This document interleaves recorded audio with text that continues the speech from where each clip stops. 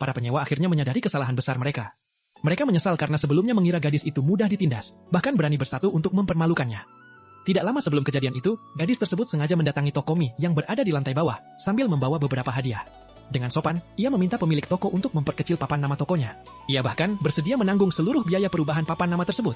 Namun, pemilik toko mie hanya menatapnya dengan dingin dan mengabaikan permintaannya.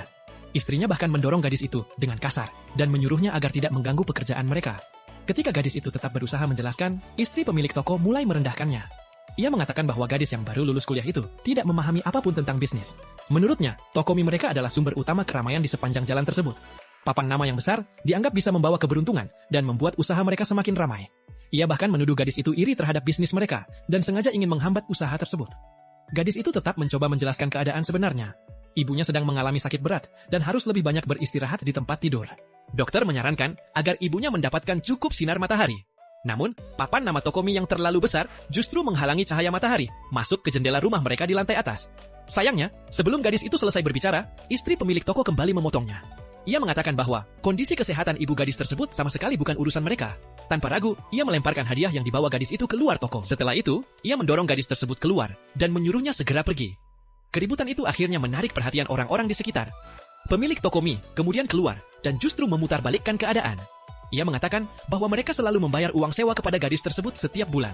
Menurutnya, tidak masalah jika papan nama itu hanya sedikit menghalangi cahaya matahari. Bahkan, ia mengancam akan menutup semua jendela rumah gadis itu jika ia kembali mengganggu mereka. Yang membuat gadis itu semakin kecewa, para pemilik toko. Namun, pemilik toko mie ternyata masih belum puas. Di depan seluruh penyewa lainnya, ia kembali memarahi gadis tersebut. Ia mengatakan bahwa ayah gadis itu dulu membiarkannya melakukan renovasi sesuka hati. Ia juga mengklaim bahwa selama bertahun-tahun tokonya telah mendatangkan banyak pelanggan ke jalan tersebut. Karena itu, ia mempertanyakan, mengapa sekarang ia harus meminta izin hanya untuk mengganti papan nama tokonya. Para penyewa lainnya pun ikut membujuk gadis tersebut agar meminta maaf kepada pemilik toko mie. Mereka mengatakan bahwa tanpa keramaian yang mereka datangkan, gadis itu dan ibunya tidak akan bisa mendapatkan penghasilan dari properti tersebut. Mereka juga memperingatkan bahwa membuat para penyewa lama merasa tidak nyaman itu hingga terjatuh. Ia malah menuduh gadis tersebut tidak menghormati orang yang lebih tua dan bertindak sembarangan. Para penyewa lainnya juga ikut menyudutkannya. Mereka mengatakan bahwa sikap gadis itu tidak mencerminkan pendidikan yang baik. Untungnya, seorang pelanggan yang kebetulan lewat merasa kasihan dan membantu gadis tersebut berdiri. Gadis itu akhirnya memahami bahwa melanjutkan perdebatan hanya akan sia-sia. Ia pun memilih pergi dari tempat tersebut. Melihat gadis itu meninggalkan lokasi, para penyewa mengira mereka telah berhasil membuatnya menyerah. Mereka bahkan mengejeknya karena dianggap terlalu berlagak sebagai pemilik properti. Sementara ibunya sedang sakit, mereka merasa telah memberikan pelajaran kepada gadis yang mereka anggap mudah ditekan itu.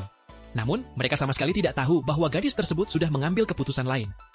Begitu meninggalkan tempat itu, ia langsung menghubungi pengacaranya. Dengan tenang, gadis itu meminta sang pengacara menyiapkan kontrak sewa baru untuk seluruh toko. Dan di dalam kontrak baru tersebut, harga sewa akan dinaikkan hingga 5 kali lipat. Rosmini sebenarnya hanya meminta penyewa di lantai bawah untuk memperkecil papan nama toko mie. Alasannya sederhana, ia ingin cahaya matahari tetap bisa masuk ke kamar ibunya yang sedang sakit keras. Namun, permintaan sederhana tersebut justru berakhir dengan Rosmini diusir secara kasar dari toko. Yang lebih menyakitkan, tidak satu pun penyewa di sepanjang jalan itu membelanya. Mereka malah ikut mengejek dan mempermalukannya tanpa henti. Mereka mengira Rosmini masih muda dan mudah ditekan, sehingga para penyewa merasa bisa mengendalikan pemilik properti sesuka hati. Tetapi Rosmini tidak membalas dengan pertengkaran. Ia hanya diam, berbalik, lalu menghubungi seorang pengacara untuk mengubah seluruh kontrak sewa. Malam harinya, Rosmini mengirim pesan ke grup para penyewa. Ia meminta semua penyewa berkumpul di toko mie karena ada sesuatu yang ingin diumumkan. Begitu melihat pesan tersebut, para penyewa langsung bergegas menuju toko mie. Namun, mereka datang bukan karena ingin mendengar pengumuman. Mereka justru datang karena ingin menertawakan Rosmini sekali lagi. Tidak lama kemudian, Rosmini datang bersama pengacaranya. Dengan tenang, ia menyapa satu persatu penyewa yang sebagian besar sudah lanjut usia. Ia bahkan berterima kasih atas dukungan mereka selama bertahun-tahun. Mendengar ucapan tersebut, para penyewa justru semakin merasa berada di atas angin. Pemilik toko mie bahkan terang-terangan mencibirnya. Ia mengatakan bahwa Rosmini akhirnya sadar telah melakukan kesalahan. Menurutnya, Rosmini sengaja datang untuk meminta maaf kepadanya. Namun, tanpa memperpanjang pembicaraan, Rosmini langsung menyampaikan pengumumannya. Mulai bulan berikutnya, seluruh harga sewa akan disesuaikan dengan harga pasar. Untuk toko-toko lainnya, harga sewa akan naik menjadi 3 kali lipat. Sedangkan toko mie akan mengalami kenaikan hingga 5 kali lipat. Suasana seketika berubah. Semua penyewa terdiam karena tidak menyangka akan mendengar keputusan tersebut. Istri pemilik toko mie menjadi orang pertama yang berteriak marah. Ia menuduh kenaikan harga sewa tersebut sebagai tindakan yang tidak masuk akal. Pemilik toko mie juga ikut menuduh Rosmini tidak punya hati. Ia bahkan mengatakan bahwa Rosmini sama sekali tidak seperti ayahnya yang dulu dikenal baik dan murah hati. Mendengar perkataan tersebut, Rosmini justru balik mempertanyakan di mana letak kebaikan dan rasa terima kasih mereka. Selama 8 tahun, ayahnya tidak pernah menaikkan harga sewa, meskipun harga pasar terus meningkat. Namun, sebagai balasannya, pemilik toko justru memasang papan nama hingga menutupi jendela kamar ibunya. Bukan hanya itu, istrinya bahkan tega mengatakan hal yang sangat tidak pantas tentang kondisi ibu Rosmini. Rosmini menegaskan bahwa ia tidak membutuhkan kebaikan seperti itu. Istri pemilik toko langsung semakin marah. Dengan emosi, ia mengatakan bahwa dirinya tidak akan pernah menandatangani kontrak baru tersebut. Ia bahkan menyuruh Rosmini segera pergi dari sana. Namun, kali ini Rosmini tidak lagi diam. Ia dengan tegas mengingatkan mereka bahwa tanah dan bangunan yang mereka tempati adalah milik keluarganya. Karena itu, tidak seorang pun dari mereka memiliki hak untuk mengusirnya dari tempat tersebut. Pemilik toko mie langsung naik pitam. Ia mengambil kontrak baru yang diberikan kepadanya, lalu merobeknya di hadapan Rosmini. Dengan penuh ancaman, ia mengatakan bahwa jika harga sewa dinaikkan, dirinya bersama seluruh penyewa akan pergi dari jalan itu. Ia bahkan mengklaim akan membuat seluruh deretan toko menjadi kosong. Menurutnya, jika semua penyewa pergi, Rosmini tidak akan mendapatkan penghasilan apapun untuk membantu kehidupan ibunya. Para penyewa lainnya langsung ikut mendukung ancaman tersebut. Bahkan, beberapa dari mereka memanfaatkan keadaan untuk mengajukan tuntutan tambahan. Mereka meminta Rosmini membatalkan kenaikan harga sewa. Tidak hanya itu, mereka juga menuntut kompensasi karena merasa mengalami kerugian akibat keributan malam itu. Para penyewa mulai menghitung kerugian mereka sendiri.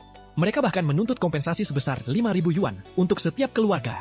Tidak berhenti sampai di sana, mereka juga memaksa Rosmini meminta maaf kepada setiap penyewa secara langsung. Mendengar semua tuntutan tersebut, Rosmini justru tertawa karena merasa kesal. Namun, yang mengejutkan, ia malah menyetujui semua tuntutan mereka. Ia mengatakan bahwa siapapun yang ingin meninggalkan tempat tersebut bisa langsung mengurus proses pindah. Ia juga bersedia membebaskan seluruh denda akibat pemutusan kontrak. Namun, ada satu aturan yang membuat semua orang langsung terdiam. Jika mereka memilih pergi sekarang, lalu suatu hari ingin kembali menyewa toko di jalan tersebut, harga sewanya akan menjadi 10 kali lipat dari harga sebelumnya. Tidak ada satupun penyewa yang langsung menjawab. Suasana yang sebelumnya penuh dengan suara protes mendadak menjadi sangat sunyi. Rosmini kemudian menatap para penyewa yang sejak awal paling keras menentangnya. Ia menantang mereka untuk menjadi orang pertama yang pindah. Namun, para penyewa yang tadi begitu berani justru perlahan mundur. Mereka bahkan bersembunyi di antara kerumunan. Pemilik toko mie terus melontarkan kemarahan. Ia bersumpah akan memberikan pelajaran kepada Rosmini karena berani menggunakan harga sewa untuk mengendalikan mereka. Ia bahkan mengklaim bahwa dirinya adalah orang yang paling berkuasa di sepanjang jalan tersebut. Rosmini tahu, masalah ini belum selesai. Para penyewa yang sudah terbiasa mendapatkan harga sewa murah selama bertahun-tahun tentu tidak akan menyerah begitu saja. Dan benar saja. Keesokan paginya, pengacara Rosmini menelepon dengan kabar buruk. Pemilik toko mie bersama beberapa penyewa lainnya ternyata sedang melakukan siaran langsung. Mereka menyebarkan berbagai tuduhan dan rumor bahwa Rosmini telah menaikkan harga sewa secara tidak adil. Semuanya bermula sehari sebelumnya, ketika Rosmini mencoba berbicara baik-baik dengan pemilik toko mie di lantai bawah. Ia hanya ingin membujuk mereka agar memperkecil papan nama toko, supaya cahaya matahari bisa masuk ke kamar di lantai atas tempat ibunya yang sedang sakit keras beristirahat. Namun, pemilik toko mie bukan hanya menghina dan memperlakukan Rosmini dengan kasar, tetapi juga mengajak para penyewa lainnya untuk bersatu dan menekan Rosmini. Merasa sudah tidak dihargai, Rosmini akhirnya membatalkan keringanan harga sewa yang selama ini diberikan keluarganya.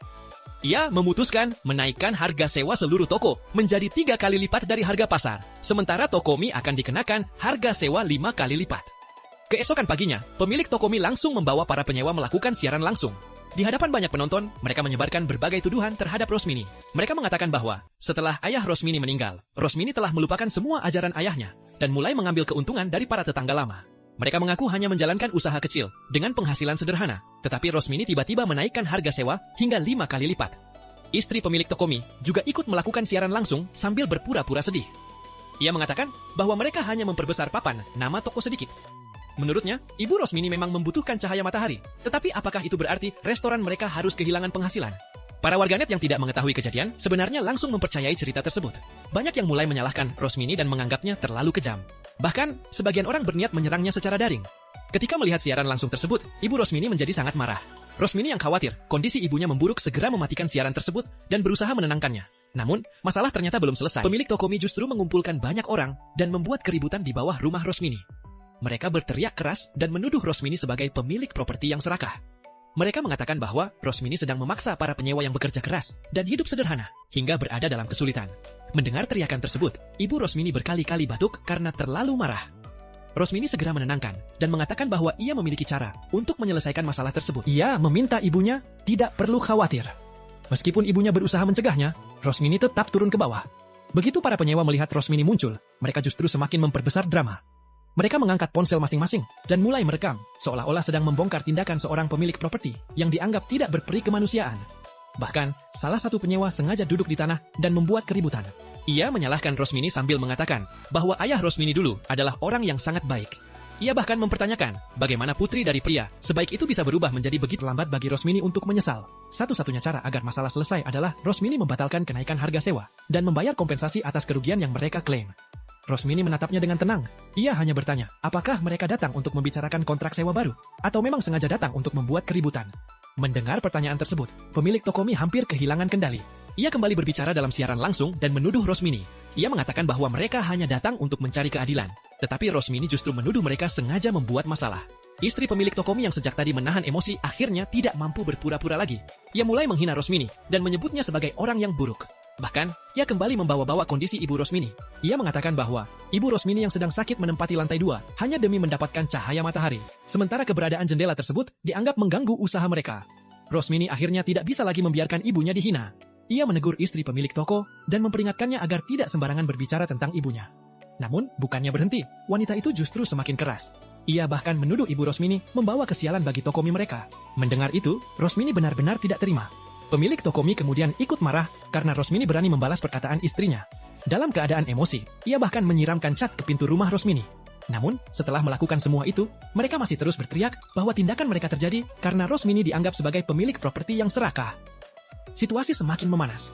Para penyewa mulai bergerak mendekati Rosmini dan berusaha mengelilinginya. Namun, Rosmini tetap tenang. Ia mengangkat ponselnya yang sejak tadi digunakan untuk merekam. Dengan suara tegas, Rosmini memperingatkan mereka bahwa seluruh kejadian sudah direkam. Mulai dari penghinaan terhadap ibunya yang sedang sakit, tindakan menyiramkan cat ke pintu, hingga siaran langsung yang digunakan untuk menyebarkan tuduhan dan mendorong orang lain menyerangnya secara daring. Mendengar perkataan itu, para penyewa langsung terdiam. Mereka sama sekali tidak menyangka Rosmini telah merekam semuanya. Namun, pemilik Tokomi masih berusaha bersikap arogan. Ia mengatakan bahwa rekaman tersebut tidak berarti apa-apa. Menurutnya, mereka hanya sedang memperjuangkan hak mereka sebagai penyewa, dan Rosmini tidak bisa menakut-nakuti mereka. Rosmini tetap tenang. Ia menjawab bahwa dirinya tidak sedang menakut-nakuti siapapun. Ia hanya sedang mengulur waktu. Karena sebenarnya, sejak tadi Rosmini sudah menghubungi polisi. Tidak lama kemudian, suara kendaraan terdengar dari kejauhan. Sebuah mobil polisi berhenti tepat di depan deretan toko tersebut. Baru setelah polisi datang dan membawa mereka untuk menjalani pemeriksaan, hingga mereka terancam menghadapi denda serta hukuman penahanan, para penyewa akhirnya menyadari dengan penuh penyesalan bahwa mereka telah membuat kesalahan besar. Mereka seharusnya tidak pernah bersatu untuk memaksa Rosmini mempertahankan harga sewa lama.